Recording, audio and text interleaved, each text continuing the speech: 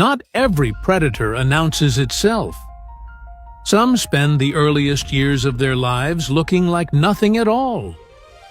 Harmless, soft, preoccupied with things that don't seem to matter.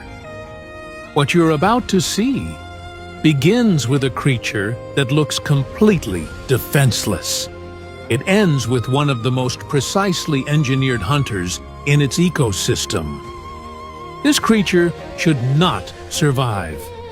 Not here. Not in water this contested, shared with Pokémon twice its size and 10 times its aggression.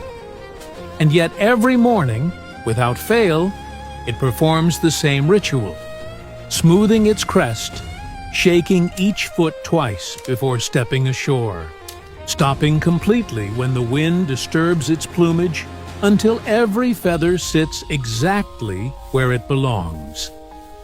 This is Quaxly, and it is completely, almost insultingly, unconcerned with the danger around it. No speed, no size, no weapon of any kind. The waxy secretion it works into its feathers each morning serves a purpose: moisture resistance, bacterial defense.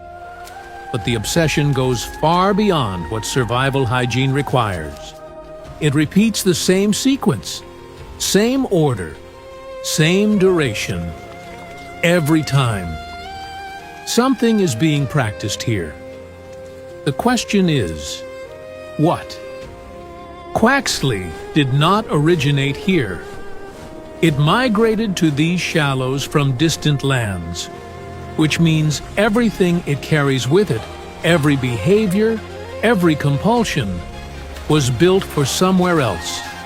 A different current, a different set of threats. And yet the habits survived the journey completely intact. It overthinks. That is not a metaphor. It is the closest behavioral description that exists for what Quaxly does. Before each motion, there is a pause, a recalibration. The coif is checked. The footing is confirmed. Each step into unfamiliar water is preceded by exactly the same preparatory sequence as the step before it, and the step before that. This is not anxiety. This is a system running exactly as designed. The gel coating every feather does more than repel water and grime. It maintains a surface, precise, consistent, that moves through water the same way every single time. Predictable to itself, unpredictable to everything else. Here is the part that should be impossible. Quaxly has no size, no armor, no conventional threat display. By every physical measure, it should be the easiest target in the shallows. And yet, something about the way it occupies space, the constant, unhurried, never fully settling rhythm of its movement, denies anything around it a clean moment to act. A larger predator enters the water. It moves closer.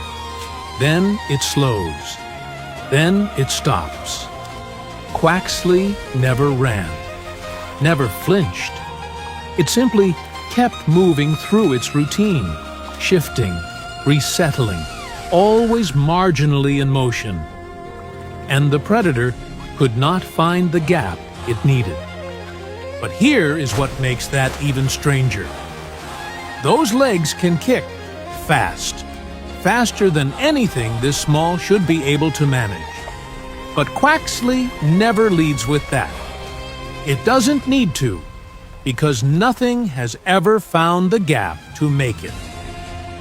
What looks like vulnerability is a closed door.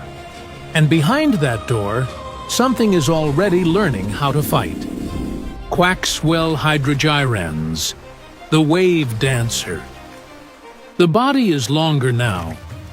The legs have extended into something built for reach, rather than wading. Each foot wrapping at the ankle with a precision that suggests something closer to a fighting purpose. The crest has doubled in size, dense enough now to absorb a direct impact. Quaxwell does not just wear it, it uses it. And then there are the legs. Every day, without prompt, Quaxwell runs through shallow water, back and forth. The same stretch, the same cadence, the same relentless repetition. Not to get anywhere, but to make each kick faster, each extension more precise. The compulsion that once drove Quaxley to re-smooth a single feather until it sat exactly right has not gone anywhere. It has simply found a new target. The body itself is now the thing being perfected. Quaxwell does not just train its body, it studies everything around it. A Pokémon with an unusual gait. A person crossing the shallows with a particular rhythm in their step.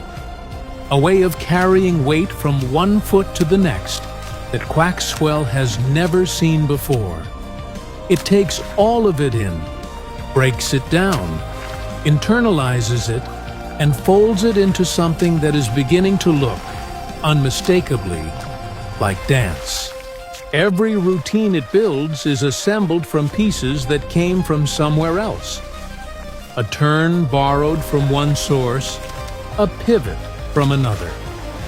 A weight transfer it watched a stranger perform once and never forgot. The body that spent its early life perfecting a grooming sequence is now doing the same thing with movement itself.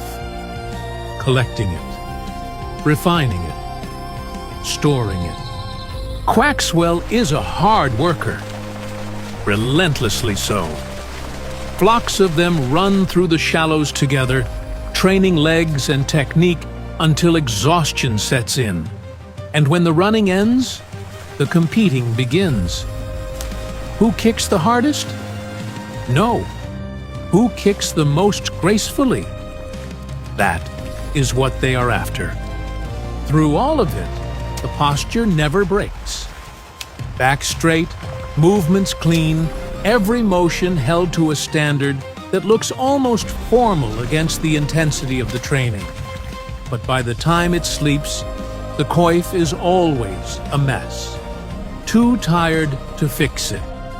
Too deep in exhaustion to care. The same creature that inherited Quaxley's obsessive tidiness now regularly surrenders it. Not out of neglect, but because something else has taken priority. Whatever this is building toward, it is running out of room to grow. Quaquaval Carnavis Altator, the Carnival King. There is no stillness in Quaquaval, not in waking, not in rest. Even in sleep, the body sways, a slow, involuntary continuation of something that never fully switches off. Every routine absorbed, every technique borrowed, every pattern trained into the legs through years of repetition. It is all here now, flowing through Quaquaval in one continuous, unbroken current. The dances it performs draw from far-off lands, movements rebuilt and woven together into something that belongs entirely to Quaquaval now. Watching it move, it is nearly impossible not to be held by it. That is not an accident. A single kick from Quaquaval can send a truck rolling. It arrives from inside the dance, indistinguishable from everything around it until the moment of contact. And then Quaquaval is already moving again. Because for Quaquaval, there is no difference between the dance and the fight. There never was. What the world sees as dance is a hunting system performing itself openly, in plain sight. Quaquaval is not dancing. It has weaponized movement itself, and it has been doing so since the very first morning it refused to to take a single step before every feather sat exactly where it belonged.